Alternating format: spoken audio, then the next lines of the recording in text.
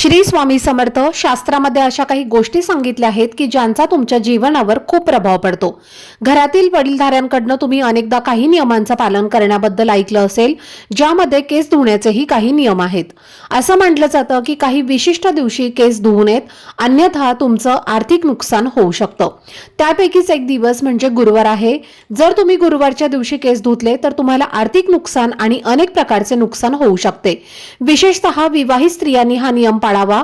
गुरुवार हा दिवस असा आहे ज्यामध्ये कोणत्याही स्त्री किंवा पुरुषाला केसांमध्ये शॅम्पू किंवा साबण वापरण्यास मनाई आहे।